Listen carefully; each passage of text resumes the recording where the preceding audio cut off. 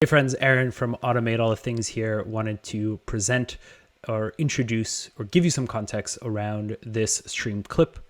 So on the stream, we had Joe Krug, founder and CEO of FinSuite, the world's best Webflow agency, come on and talk a little bit about how he manages all of his clients out of Airtable. And one particular flow that he thought was useful to everyone was how he creates custom invoices from Airtable using Zapier and Google Docs.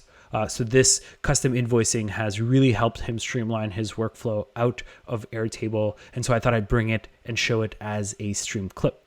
With that, enjoy. I thought that one was good. I don't think people will notice that I'm wearing the same shirt as last time. I don't think people watch these in sequence. You think? No, let's just go with this. This one's good. All right. Enjoy.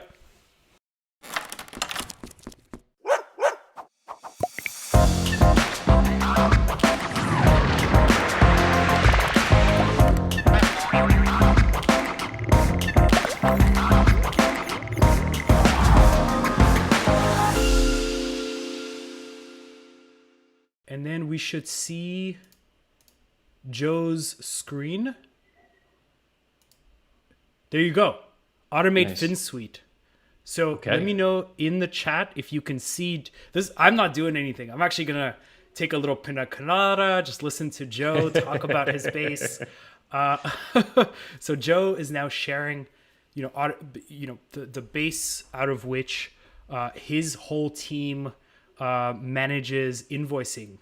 Awesome. It works. Whoop, whoop. This is great. This is so much more chill. I don't actually need to do anything. I can watch as an attendee. So Joe, we usually on Automate All the Things, as you know, start with base structure. So talk us through this base, how it's structured, and then kind of what are the automations and how does this base work?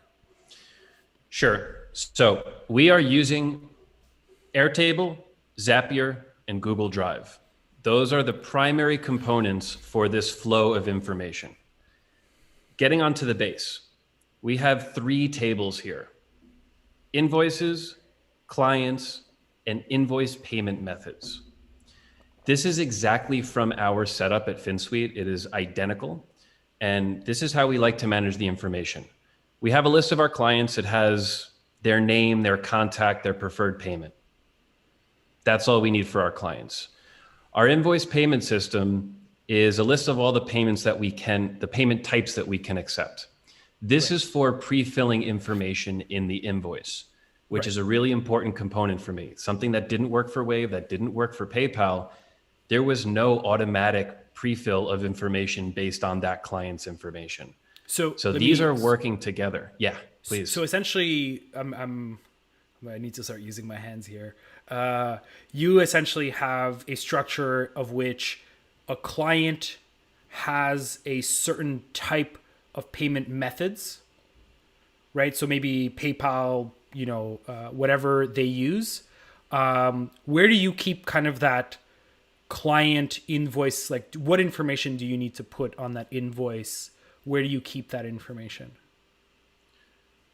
The invoice information? So that would be in invoices. Okay. So it's you just associate a client to an invoice payment method, so whether they're using TransferWise, and then everything around the invoice happens in the invoice table. Exactly. Okay, and now the invoice table. This is the juicy one. This is where all the magic happens. Okay. We first have the invoice ID, which I'm not covering invoice ID. I'm thinking of something else. Hold on. All right. We have our sent, we have our paid, we have our client. Right. We have a list of services. We have whether it's project or hourly. We have the total amount on the invoice. Mm-hmm. We have the date created. And date created is actually going to be something that generates our key. It's going to generate a unique invoice number. And we'll get to that soon. But date created is important. There's a reason for the time here. We have payment type. And payment type can be first 50%, second 50%, single payment, or custom. And every single one of our projects will fall into one of these. Usually a full project is going first 50, second 50. Right. The key to this is it's going to auto-generate the content for the invoice based on what you select here. So the payment terms are generated from your selection here. If it's something random or custom, or hey, can we make 5 payments over 2 weeks? We can go and add that in custom. I'm sure you enjoy that. I'm sure you love those custom payments. They're my favorite, of course. I'm kind of relating folks to, okay, like what we talked about when we were building this, I remember, is that like you take your current invoice or your ideal invoice and then you break it apart into pieces and you place those pieces into the right table, right? So let's say your invoice starts with client information, right? So then you're putting client information in your client table, but to pull that information into your invoice, you associate the invoice to the right client. That way you're not inputting client information every time you need to write a new invoice. Let's say you, as Joe, has this concept of like payment type, right? Maybe your payment is extremely complex and it needs a separate table. In most cases, your payment can live as a single select. So what we had done, if my memory serves me right, is like taking the invoice and saying, okay, this goes into this table, goes into that table. And that way in the invoice table, although some links exist, you have all of the information to generate the invoice automatically. Does that map correctly to how you remember us doing this? Yeah, absolutely. Cool. Okay, yeah. Sorry. It's so weird for me to be on the stream and not do it, like not actually building. So continue. Sure. Okay. So we have our generate invoice button. And this one is directly pulled from an automate all the things stream. This used to be a checkbox. That went into a different view. And then when it was in a new view, it then generated the invoice through Zapier. That ended up not working when you need to regenerate the invoice. If you had to say, hey, we need to generate a new invoice, there was a bunch of wrong information for whatever reason, that was a pain in the ass to go do. So now with the button, we can just generate as much as we want. Yes, please. So I'd love to know in the chat, can anyone guess what this button does? So it's like my favorite thing in the world. So let me know if anyone, I'm happy to like give a prize to whoever the first person in the chat lets us know. So essentially the reason, I remember I was going through this again, the reason you can't regenerate invoices in Zapier is that Zapier automations with Airtable are tied to a view, and you can only trigger an automation for one record in a view. So when a record enters a view, it can trigger a zap. If that record enters the view again, you cannot re-trigger. The key on Zapier's side is view plus record. So if it's the same record entering a view again, it will not trigger. The value here of webhooks, and we'll explain the automation in a moment. Got Colleen, Steve. Like, I find it kind of unfair. Of course, you guys remember that it's a webhook. Thanks for coming back to the stream. Even though every week is the same, send a webhook from Airtable. The webhook has kind of two general advantages. One is the fact that you can trigger it as many times as you want. And second, personally for me, I remember talking about this to you, is like you have to click. You have to actually know that you're clicking on generate invoice. And for some of these processes where you need like an approval, I like that user has to like click a button. So back to you, Joe. Yes. We're clicking this button, and this is going to a Zapier webhook. We will cover this. We'll go over it when we go through the Zap. But that's exactly what's happening. Super simple, sending in the record ID. Okay, and when you go and click that button, a bunch of magic happens in Zapier, and we're going to get 2 URLs that show up right here. This is a live Google Docs URL, and this is an automatic download PDF of that Google Doc. I love this. We're going to cover it, and I want to show you how powerful Google Docs really are. I remember when we were setting this up, I tried to use the page designer in Airtable. Right. And the page designer worked, but it was not the one-click PDF that I was really, really passionate about. It was like one of the things that I needed. And I remember exploring Google Docs. I found the solution, and I will never look back. I think Google Docs with Zapier, with Airtable, is very underrated. So I'm excited to show that one. I will take all feedback on Page Designer and forward it to the product team. I know there's a lot of it, but you're right that you could do a part of this on Page Designer. Page Designer is very independent. It doesn't speak to other applications. You can't create something in Page Designer and then send it to an email or something like that. So that's why we kind of went with the Zap and in Google templates, almost, or Google Docs with a template. And then we have the date paid. This Right. is put in by accounting once it's paid. And then we have what I like to call display information for the PDF. We're bringing in the preferred pay, I don't know why this is doubled here, but the preferred pay. We have the invoice message details, which is automatically generated based on what you choose for the payment type.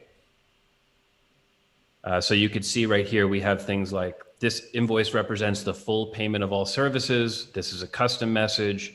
Right. This is the second payment and final 50%. It's always the same thing. So I want that to be in a formula. I want that to be automated. Right. And you also do have the option for custom. Okay, an invoice file name. This was the number one reason why Wave did not work. It drives me nuts when an invoice has the invoice number in the file name, and that's how you should go and identify that file. Right. This invoice number means nothing to somebody, to a person. It does when you go and enter it into a system and look for it, but to a real person, this information is so much more valuable. Our clients are receiving a FinSuite invoice in 2020 in October the 15th. Right. So you can look at this, you understand it, it makes sense. This is generated from this date created here. Right.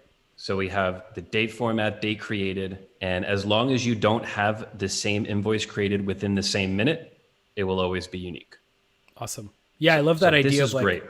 I don't think a lot of people consider the name of the invoice to be crucial, but it sounds like for you, that was something that was critical. And like, you're right, as a client receiving like an invoice that is like 2867, I'm like, oh, what is this? Right. So I love that idea of being able to go that deep in the workflow and really be able to adjust each part of it to really map to how it is that you want that invoice to look. And I think, Joe, you're probably on the more like a little I don't want to use the word like obsessive over these things. And I think that speaks to your brand. I think if I've seen anything, like FinSuite they'll tell me when there are issues in my website that they've built that I don't frankly care about. And they're like, yeah, but this is 2 pixels off. So I think that speaks to you. There's a question from the chat. What happens if 2 invoices are created on the same date? I think you actually use the time to generate the invoice number that's unique. So the time is different. So unless it's in the same minute, it's okay. And by the way, if anyone types !base, you can go in and actually copy this template. Feel free to just use a command in the chat and get the base. And for folks watching later in the future, hello, it's in the description. Cool. Okay, so I think we have a good idea. Like, you've got each part. Anything else? Like, you've got the client name. That's where we're talking about. You pulling that in. Record ID, invoice number. Yep. Cool. So are we? That's do you it. feel? Yeah. Let's show off. How do you actually create an invoice? Absolutely. Okay. So first I'll show it working, and then we'll go and back up into the Zap and go check it out. So if I want to go and send this company an invoice, I'm going to click Generate Invoice. We're sending off to a webhook. We have our record ID, and very shortly we're going to see 2 URLs in here. I'm also going to go and say, hey, this is about to be sent to the client. We're good here. Awesome. And there we go. So this one was just created. I changed the order, but if I go and open up this Google Doc, I'm now going to have a Google Doc with all the information that I need. I have the invoice number, I have the date, I have the company name, I have a list of the services, the total cost. Haha, okay, before there was 2 payment details and I deleted Right. one. I must have deleted the one here. That's okay. But we'll relink that in Zapier. This No is problem. so enjoyable to see someone else mess up on the stream. How does it feel, Joe? Yep. How's your heart? You know what? It feels good because this is about to be a learning experience.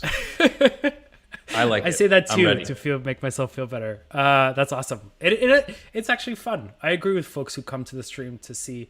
What I love about this automation is that it's extremely.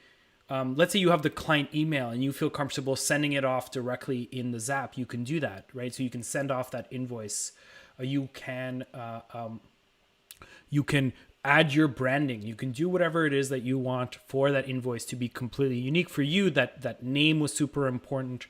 The fact that it was a PDF, but you wanted to send it manually. I remember us discussing that as well. So I kind of love this. So let's go into the Zap. And I'd love for you to start by explaining to folks what a webhook is. Yeah, absolutely. Okay, so let's go right into here. We have the Zap. First, I'll do just an overview of all the steps here. We're doing the webhook. We're going to catch a hook. We're going to use the information from that hook to find a record in Airtable. Then we're going to find or create a folder in Google Drive. We're going to format our numbers to make sure that it's readable as a money amount. Then we're going to create a Google Doc from a template in Google Docs. And then we're going to update our Airtable record to make sure that these come right back here. Yeah. Okay, great. So let's jump right up here to the catch hook. All right. So what is a webhook, Joe? Tell us what is a webhook. A webhook is going to send information to a app. That's the most simple way that I think about it. It's when you go and visit a URL or you send something to a URL, you can add information to it. That system, that app is ready to accept that information. And based on what you put in that URL, in addition to the base URL, you can then go and pass information to that system or app. Yeah. That's the most simple way that I like to think of it. Yeah. And this is a wonderful use case. Yeah. Any questions?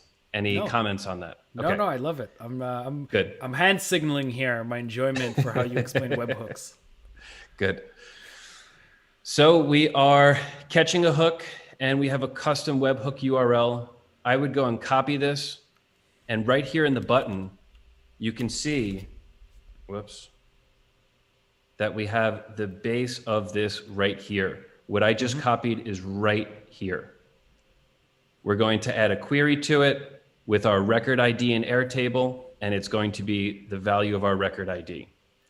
So when we go and click on this link, as we know, it opens up this, what looks like a cryptic message.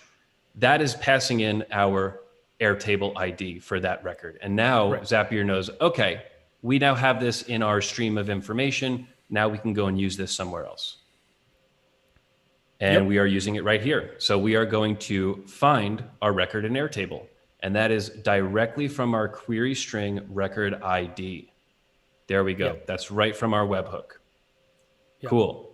So I want to just quickly, so folks always ask at this point, why don't you just pass all of the values in the webhook? And this is, again, a preference for me, and we were chatting about this, is that I like that idea of that Zapier is the place of logic, right? So I don't want to pass, I want people who want to ever edit this to be able to go into Zapier, not have to finically change that formula. So that's why I always recommend passing the query string, as a query string, the record ID, and not all of the values that you want to then use. And then in the next step, you actually kind of use that the fact that you found the record. To do that, there's a question from Wolf that I'll get to in a moment, which is how to add line items in the invoice. So we'll do that after, and after we've built the Zap. Okay, so we have found our record at this point. The record ID is good. We have it.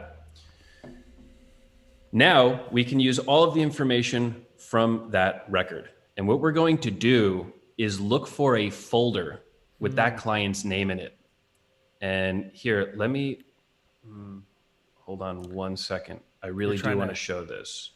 You want to show how to show a Google Drive folder? Yes. You're the boss of the stream, man. You show us what you want to show us. There we go. Here we go. This is it. Nice. So we have our folders, and this is our invoicing master folder. And inside, each client has their own folder. So when a client has another invoice or another invoice or another one, it all goes in their folder. This is our template. This is what this template looks like here in Google Docs. So what we're doing in Zapier is looking for that folder. Have we invoiced this client before? Yes or no? If that folder does not exist, it's the first time we're sending an invoice, we're going to create a new one. I like that. If it exists, it's going to choose that folder, and it's just going to continue adding docs in it. So you can go to any of your clients and say, let's look at all the invoices we've ever sent to that client if you wanted to do that inside Google Drive. Very cool. Cool. All right. And now we do need a step with formatting the numbers. And by default, Zapier is going to take our 15,000 and take out that comma. So what we're doing is we are passing in this total amount field. It's going to be period, decimal mark, and comma for grouping, period for decimal. That's going to make it dollar friendly. Another example of your obsessiveness, because personally, I would never, but this is why you do what you do. And this is, so I love it. Well, I love the obsession around it. This numbers formatting only came into place 2 or 3 months ago. Okay. And I actually added it because I had a feeling that the finance people that we were sending this to would have a problem with that. If you talk to anybody in accounting, they would go crazy if they don't see the correct formatting. So I did it for them. But yes, I'm sure they appreciate it. I was crazy to do that. I think they do. Okay, now we're going to create our document and fix our error from deleting that field. So we are going to grab our template document, and you can see that this is just a string of numbers. We can go and get that from our URL here. So I'm inside the template, there's no info here. And just before this edit, we have a long string of numbers. This is going to be put right here. So Google knows this is the template document that we're working with. New document name, my favorite part, FinSuite invoice with the date. Right. Yeah, you have a comment on that? No, keep going. I got something to say, but I think you're going to cover it. So keep going here. Okay. Folder for new document. This is the folder that we got a few steps ago saying, hey, this is the same client folder or a new client folder. Sharing preference options, doesn't matter. And then we have all of our variables that we have placed inside the template. So you see we have invoice number, date, company, services, total. All of these are going to show up in Zapier. Invoice number, company, date, services. And I'm just going right through and putting in all of our Airtable fields where they're supposed to. Our invoice number, the company, the date, the services, our formatted number, our notes, and our preferred payment, which we're going to change. So just to confirm, we have preferred pay, and I'm going to get this preferred paid here. Preferred. So I know what's going on here. Do you want me to help please. Or no? Okay. So preferred pay is the linked record. right? So if you go into invoices, if you go to the table, preferred pay is the link. It is not the name of the preferred pay. So that's why it returns the record ID. So essentially, when you link two records together and you're pulling information from the preferred pay, it's saying like, okay, this is the link of the two records. National Wire maps to a record ID. And so the reason there was another field that was just the same value, right, is that you want the name of the record, right? And so what this was doing, it was just a formula field that was like preferred pay name. But if we go back to Zapier, I think there's a few ways we can do this. So if you go to Zapier, so preferred pay, what values do we have here? So type in preferred.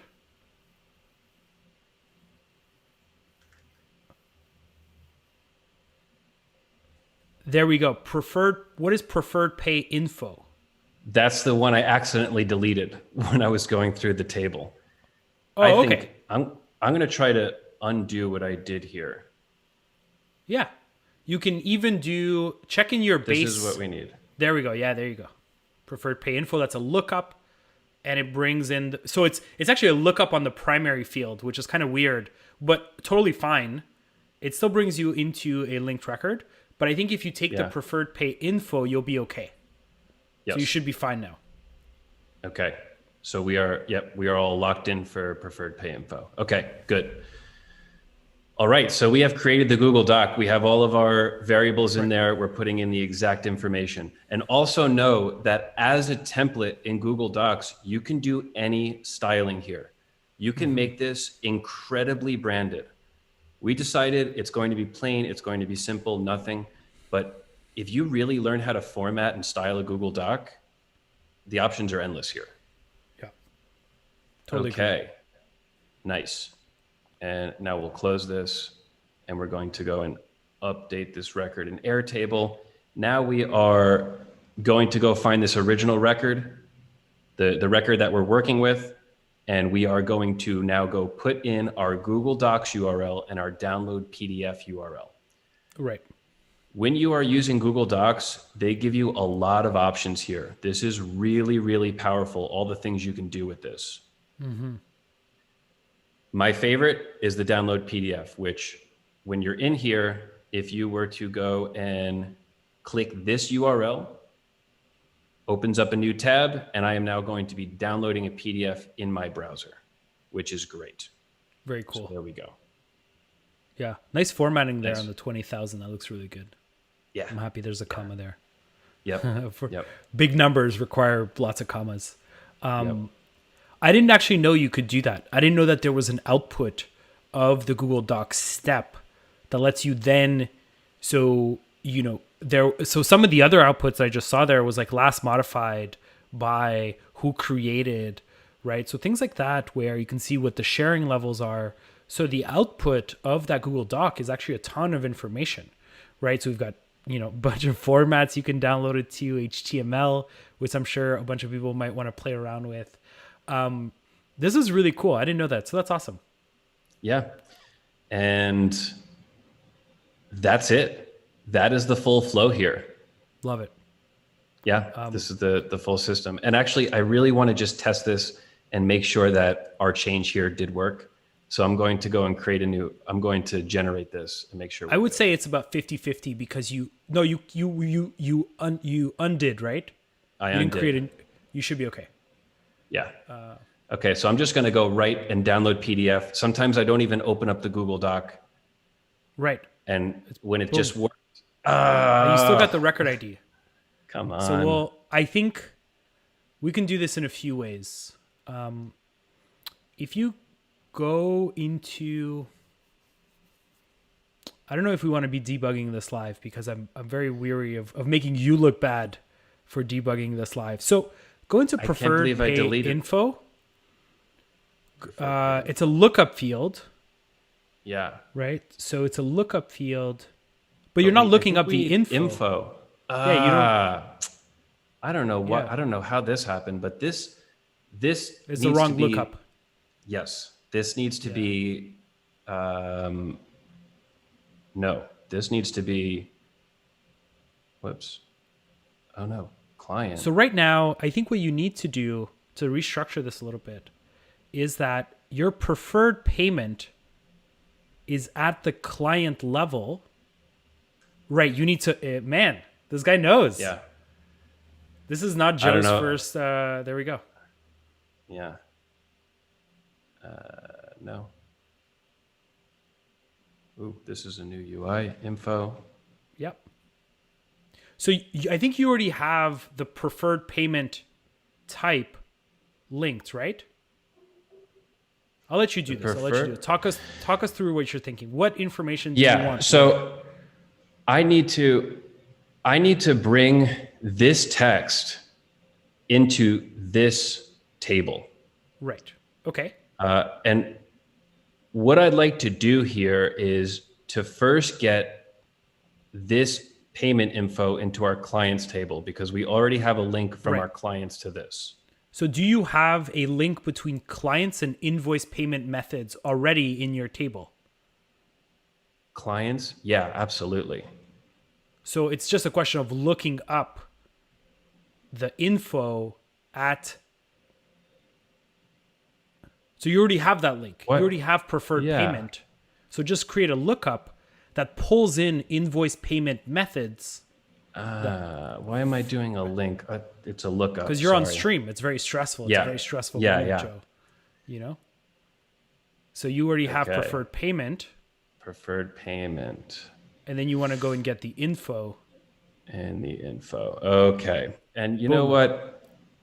That is exactly what we need. So when we move this over, these are named a little bit differently than our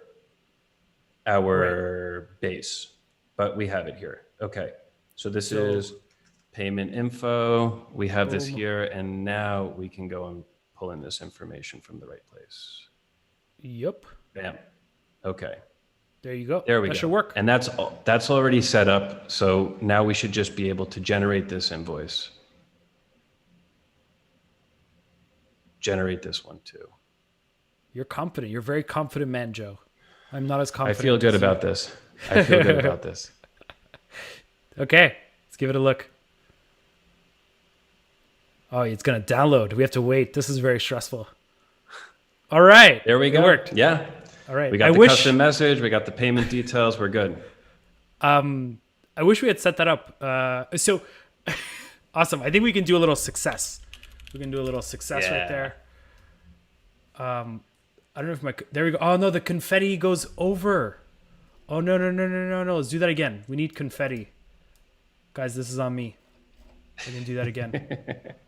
There we go. The confetti is now over. We're doing things live. We're doing that success again. Boom. Then we get the confetti.